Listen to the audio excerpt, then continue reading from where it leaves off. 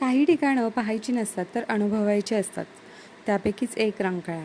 ज्योतिबाचं दर्शन करून आम्ही निघालो महालक्ष्मी मंदिराजवळ. तिथे जाऊन रूम बुक केली, आवरलं, फ्रेश झालो आणि संध्याकाळी 7 वाजताच्या सुमारास रंकाळा तलावाकडे पोहोचलो.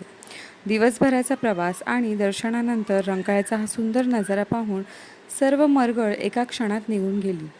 संध्याकाळच्या प्रकाशात चमकणारं तलावाचं पाणी, गार वारा, छोटी छोटी बदकं, आजूबाजूला फिरायला आलेली माणसं आणि दुसऱ्या बाजूला लाईट्सनी उजळून गेलेला परिसर, यामुळे वातावरण अगदी प्रसन्न वाटत होतं. एवढ्या गजबजलेल्या ठिकाणी एक वेगळीच शांतता वाटत होती. संध्याकाळ होती, पण तलावाची शोभा काही वेगळीच होती.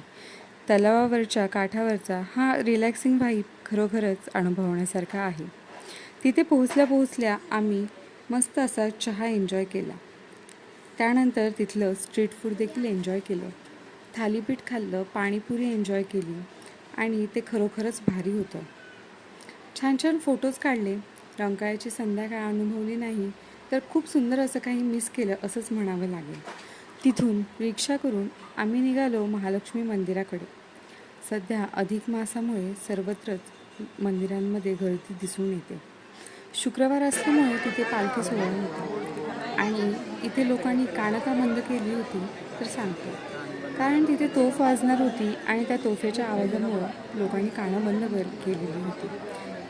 ती तोफ वाजली आणि रिधिमा खडबडून त्या आवाजाने जागी झाली. 1-2 तास रांगेत थांबून दर्शन घेऊन आम्ही बाहेर पडलो आणि कडेवर बसूनही थकलेल्या या आमच्या मणिमाऊसोबत आम्ही देखील रबडी खाऊन मस्त असं हॉटेलवर जाऊन झोपायला पोहोचलो. भेटूया नेक्स्ट ब्लॉगमध्ये. तोपर्यंत बाय बाय.